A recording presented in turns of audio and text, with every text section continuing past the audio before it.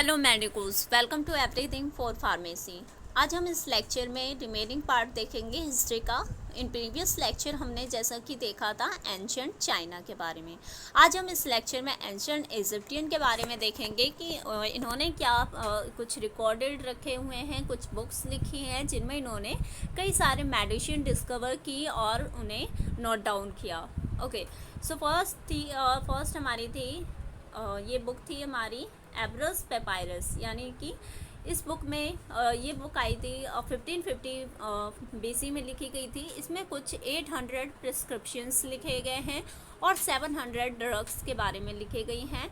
Okay, ये कुछ हमारे डाटा हैं जिसमें ये शो हो रहा है कि कुछ ऐसी बुक्स हैं जो कि एंशंट इजिप्टियन से चली आ रही हैं और इसमें बहुत ही इम्पोर्टेंट ड्रग्स वगैरह के बारे में लिखा गया है।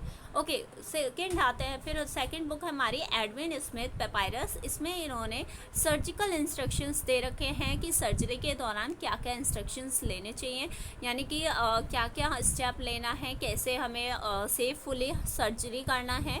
ओके, उनके बारे में कुछ इंस्ट्रक्शंस दे रखी हैं। फॉर्मूलाज हैं फॉर द कॉस्मेटिक्स, यानी जो कॉस्मेटिक प्रोडक्ट्स होते हैं उनके सिंथेसिस के लिए और मॉडिफिकेशन के लिए कुछ फार्मूलाज हैं, वो भी इसमें लिखे गए हैं। थर्ड बुक है कहून मेडिकल पेपायरस। ये भी ओल्डेस्ट बुक है जिसमें कि ये आई थी 1900 BC में and deals with the health of the women. इसमें कई सारे ऐसे थॉट लिखे गए हैं जिसमें कि वुमेन के हेल्थ के बारे में लिखा गया है। ओके, वुमेन हेल्थ कंसर्न किया गया है इंक्लूडिंग बर्थिंग इंस्ट्रक्शन, और कई सारे इसमें ऐसे इंस्ट्रक्शन दिए गए हैं जो कि बर्थ रिलेटेड हैं। सेना जैसे कि कुछ एग्जांपल हैं, सेना, Honey, theme, Juniper, cumin, all for the digestion. इन्होंने कुछ ड्रग्स के बारे में लिखा है जो कि हमें नेचुरली मिलते हैं और ये डाइजेशन के लिए हेल्पफुल होते हैं। सेना ऑलरेडी हम अब जानते हैं, सुना भी होगा आपने इनऑर्गेनिक केमिस्ट्री में फर्स्ट सेमेस्टर में। ओके, सेना, हनी, थीम, जूनिपर, क्यूमिन, ये सारे डाइजेशन के लिए रेस्पॉन्सिबल होते हैं। उसके बाद आता है पोमीग्रेनेट रूट, हैंडवेल फॉर द वर्म्स। अगर हमें हमारे वर्म आ गई हमारे बॉडी में तो उन्हें रिमूव करने के लिए हम पोमीग्रेनेट का रूट यूज़ करते हैं, उसमें भी ड्रग कंटेंट होता है। ओके, हैंडवेल हो गया, ये वर्म्स को रिमूव करने के लिए होता है, किल करने के लिए।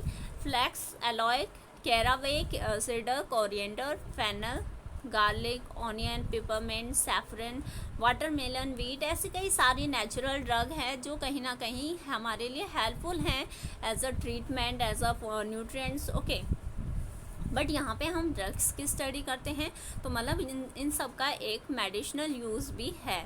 हम आगे देखेंगे लेक्चर में धीरे धीरे क्या यूजेस हैं, कैसे ये चीज़ें कहाँ से ऑब्टेन होती हैं, हमें किस तरह से आइडेंटिफाई की जाती हैं, आइसोलेट की जाती हैं, ओके, एक्सट्रैक्ट की जाती हैं। तो ये सारी चीज़ें हम आगे लेक्चर में देखेंगे, बट अभी हमें हिस्ट्री पे फोकस करना है।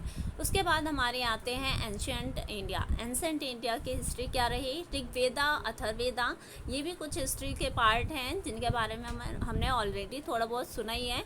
3500 to 1500 BC from which Ayurveda has develop. यहाँ से ही हमारा आयुर्वेदा डेवलप हुआ, Rigveda, Atharvaveda, Ayurveda. Okay, the basic medicinal text, कुछ बेसिक मेडिसिनल टेक्स्ट यहाँ पे लिखे गए हैं जैसे कि चरक संहिता। ये एंशंट ऑथोरेटिव राइटिंग है, यानी कि इसमें क्या है, चरक संहिता एक बुक है जिसमें कि बहुत सारी ऐसी एंशंट पुरानी मेडिसिनल रिकॉर्ड्स रखे गए हैं। सुश्रुता संहिता, ये भी हमारी बुक है। ये सारे हमारे एंशंट इंडिया के बुक हैं। अष्टांगा हृदयम संहिता, ये कुछ ऐसे बुक्स हैं जो कि एंशंट इंडिया में लिखी गई थी। ओके, 3 माइनर वंस, उसमें से भी कुछ बहुत कम यूज़ की जाने वाली जैसे कि सरगंद्रा संहिता, भव प्रकाश संहिता एंड माधवन निदानम संहिता। तो ये कई सारे ऐसी बुक हैं, हमें ज़्यादा डिटेल में नहीं याद करना, हमें बस बेसिक 1-2 एग्जांपल्स लर्न करने हैं as a purpose of exam में आने के चांसेस होते हैं। हिस्ट्री आ सकती है कि कैसे हमारी फार्माकोग्नोसी डेवलप हुई। Okay, Ayurveda is the term for the traditional medicine of the ancient India.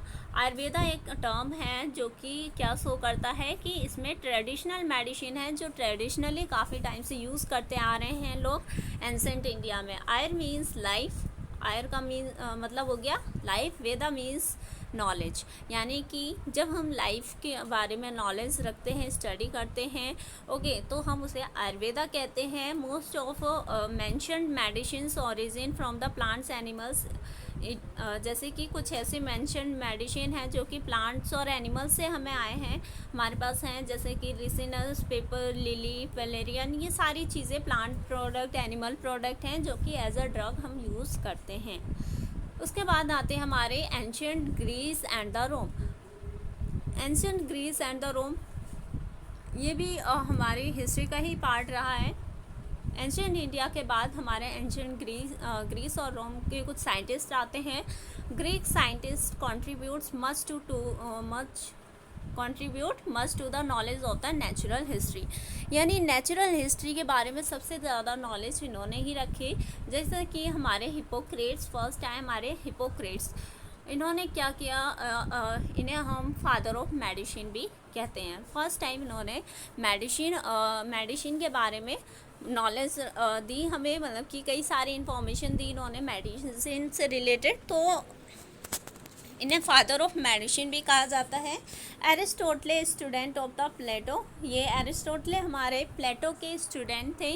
Was a philosopher, जो कि एक फिलोसोफर थे, and is non for his writing on animal kingdom. जो एरिस्टोटले थे, इन्होंने क्या किया था, एनिमल किंगडम की खोज की और उनके बारे में बहुत सारी इन्फॉर्मेशन लिखी अपनी बुक में। ओके, थियोफ्रेस्टस, ये किसके स्टूडेंट थे, ये थे एरिस्टोटले के स्टूडेंट, और इन्होंने प्लांट किंगडम के बारे में जानकारी दी। उसके बाद आते हैं डिस्कोराइड्स, डिस्क्राइब मेडिसिनल प्लांट, इन्होंने मेडिसिनल प्लांट्स के बारे में डिस्क्राइब किया। सम ऑफ विच लाइक, जैसे कि बेलाडोना हमारा मेडिसिनल प्लांट है, बहुत ज़्यादा यूज़ किया जाता है। Ergot, opium already we know, okay, colchicum are used even today, और कॉल्चिकम, ये सारी चीज़ें आज भी यूज़ की जाती हैं। Pliny wrote 37 volumes of the natural history, यहाँ पे देख सकते हैं प्लिनी एक हमारे साइंटिस्ट थे जिन्होंने 37 वॉल्यूम्स लिखे, किसके, नेचुरल हिस्ट्री के बारे में।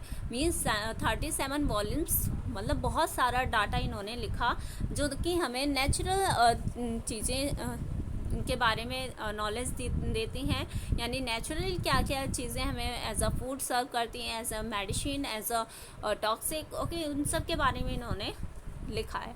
फिर आते हैं Galen devised method of the preparation of the plant animal drugs, इन्होंने मेथड्स बताए कि कैसे हम प्लांट और animal product as a drug use कर सकते हैं, known as the galenicals in his honour, और इसी वजह से हम इन्हें गैलेनिकल्स भी कहते हैं। जो इस मेथड को हम बोलते हैं गैलेनिकल, मीन्स जो हमें ड्रग ऑब्टेन होता है उसे हम गैलेनिकल्स कहते हैं, इनके ऑनर में ये बात बोली गई। नाउ अब हम देखते हैं कैसे डेवलपमेंट होता है at the beginning of the 20th century.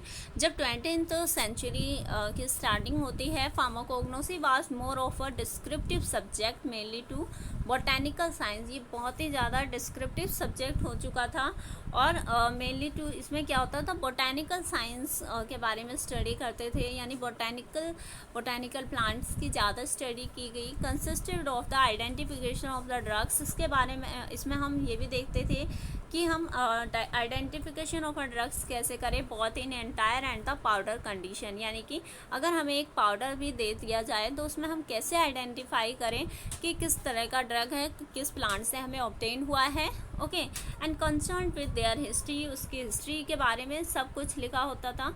Okay, commerce, collections, preparation and the story, ये सारी चीज़ें धीरे धीरे डेवलप हुई, उनकी पूरी जानकारी लिखना स्टार्ट किया, तो इस तरह से डेवलपमेंट होता है।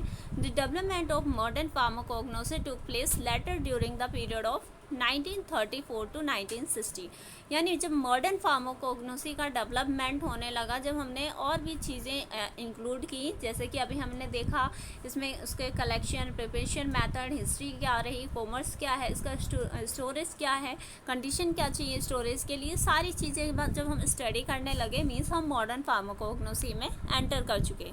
और इसकी स्टार्टिंग हुई थी 1934 to 1960 by the simultaneous application of the disciplines like organic chemistry, biochemistry, biosynthesis, ये सारी चीज़ें इस फार्माकोग्नोसी में इंक्लूड की गई। फार्माकोलॉजी, मॉडर्न मेथड्स, सारे इसमें टेक्निक्स कुछ ऐड किए गए। इन सारी चीज़ों की हेल्प से ही हमने एक मॉडर्न फार्माकोग्नोसी को डेवलप किया, डिस्कवर किया। अब उसके बाद जैसे कि paper thin layer chromatography, gas chromatography, ये सारी चीज़ें की जाती हैं एनालिसिस के लिए। अगर हमें कोई पाउडर ड्रग दे दिया गया है तो हम कैसे पता करें कि वो ड्रग नेचुरली किस प्लांट से हमें मिला है या फिर ऐसा तो नहीं उसमें कोई एडल्ट्रेशन है। आज हम सारी चीज़ें फाइंड आउट कर सकते हैं। एडल्ट्रेशन यानी कि कोई चीज़ ऐसा ना हो, किसी ने बोला ये ड्रग, पार्टिकुलर ड्रग हमें इस प्लांट से मिला है, हमने बनाया है, पर हमें श्योरिटी नहीं है कि उसने रियली में हमें एकदम नेचुरल प्योर ड्रग ही दिया है। क्या पता उसने कुछ और चीज़ें उसमें ऐड कर दी हो अपने बेनिफिट के लिए, इकोनॉमिकल पर्पस के लिए। तो इस वजह से हम वहाँ पे कुछ एनालिटिकल टेस्टिंग करते हैं। उसके बाद the substances from the plants were isolated. इसमें हम क्या करने लगे, हम जो भी सब्सटेंस प्लांट से मिलने के चांसेस होते थे उसे आइसोलेट करते थे। देयर स्ट्रक्चर इलुसिडेटेड, उसका स्ट्रक्चर स्टडी करना। फार्माकोलॉजिकल एक्टिव कॉन्स्टिट्यूएंट, उस पूरे ड्रग में, उस प्लांट पार्ट में क्या ऐसा कंपोनेंट होता था, ड्रग पार्ट होता था जो कि हमें हमारे लिए फार्माकोलॉजिकली एक्टिव ड्रग होता था, यानी कि मतलब उसका कुछ ना कुछ डिसीज़ क्योरिंग प्रॉपर्टी होनी चाहिए थी। ये सारी चीज़ें स्टडी करना, ये सब डेवलपमेंट का ही हिस्सा है। Development was mainly due to the following 4 events. जो डेवलपमेंट हुआ वो इन 4 इवेंट्स के अंदर होता है, जैसे कि isolation of the penicillin in 1928 by the William Fleming ने पहली बार पेनिसिलिन की खोज की और आइसोलेशन किया इन 1928 में। Isolation of the reserpine from the rauwolfia roots, ये हमारे कुछ एक्टिव कॉन्स्टिट्यूएंट्स हैं जो कि फार्माकोलॉजिकली एक्टिव हैं। तो इस तरह से चीज़ें फाइंड आउट की गई धीरे धीरे। Isolation of the vinca alkaloids यानी जो विंका प्लांट होता है उसके लीव्स या रूट से क्या निकाला गया, एल्कोलॉइड्स फाइंड आउट किया गया। स्टेरॉयडल हार्मोन्स जैसे कि progesterone were isolated by the partial synthesis from the diosgenin, यानी कि प्रोगेस्टेरॉन जो कि हमारा एक स्टेरॉयडल सेक्स हार्मोन है और ये जनरली हाई कंसंट्रेशन में हमारे मेल में पाया जाता है। तो मतलब कि ये भी हमने पार्शियली सिंथेसाइज किया था, बट पार्शियली ये नेचुरल ही मिला था और ये नेचुरल कंपोनेंट था diosgenin. Some of the important aspects of the natural products that lead to the modern development of the drugs and pharmaceuticals are as follows। कुछ ऐसे important aspects हैं जिन्होंने हेल्प की मॉडर्न फार्माकोग्नोसी के development में।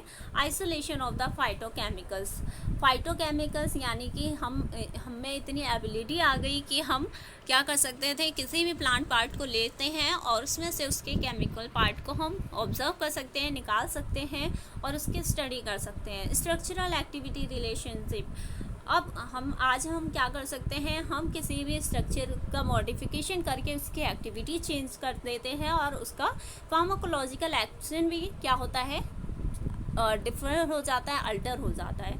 यानी कहीं ना कहीं हमारा कुल मिला के केमिकल स्ट्रक्चर पे डिपेंड करता है कि कोई भी कॉन्स्टिट्यूएंट किस तरह से वर्क करेगा, वो हमारे लिए टॉक्सिक होगा या फिर एज अ ड्रग होगा। तो ऐसे बहुत सारे डेवलपमेंट हुए हैं आज के टाइम पे। यही हमारी मॉडर्न फार्माकोग्नोसी है। Drug obtain by the partial synthesis of the natural products, यानी कि कई सारे ऐसे ड्रग्स होते हैं जो कि हमें नेचुरली मिलते हैं लेकिन वो पार्शियली हमारे लिए बेनिफिशियल होते हैं, तो हम उसमें कुछ मॉडिफिकेशन करते हैं, सिंथेटिक मेथड अप्लाई करते हैं और अल्टीमेटली हम क्या करते हैं, पार्शियल नेचुरल प्रोडक्ट्स बनाते हैं। Natural products are as models for the synthesis of the new drugs. और जो नेचुरल प्रोडक्ट हमें मिलते हैं वो एज अ मॉडल भी वर्क करते हैं, जिसकी हेल्प से हम न्यू ड्रग सिंथेसाइज कर लेते हैं।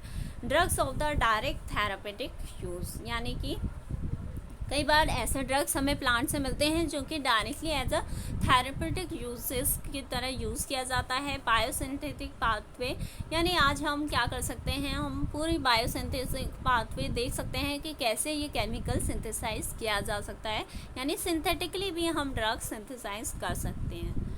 Now question comes, what the scope of the pharmacognosy, यानी हम फार्माकोग्नोसी क्यों पढ़ते हैं, हमारे लिए क्या स्कोप है, ये तो हमने देखा। क्योंकि अब हमारे जो फार्माकोग्नोसी यानी नेचुरल ड्रग्स हैं वो बहुत ही ज़्यादा हमारे लिए बेनिफिशियल हैं, इनके साइड इफ़ेक्ट्स कम होते हैं, दैट्स वाई हम पढ़ते हैं। ओके, ऐसा नहीं है कि हम आज न्यू एरा में आ चुके हैं कि ये बहुत ही लेट वर्क करती हैं, पर अगर हमें इमरजेंसी कंडीशन ना हो तो उस कंडीशन में हम क्या कर सकते हैं, नेचुरल ड्रग का यूज़ कर सकते हैं, ताकि हमें कोई साइड इफ़ेक्ट भी ना दिखे और हमारी जो बीमारी है वो क्योर हो सके।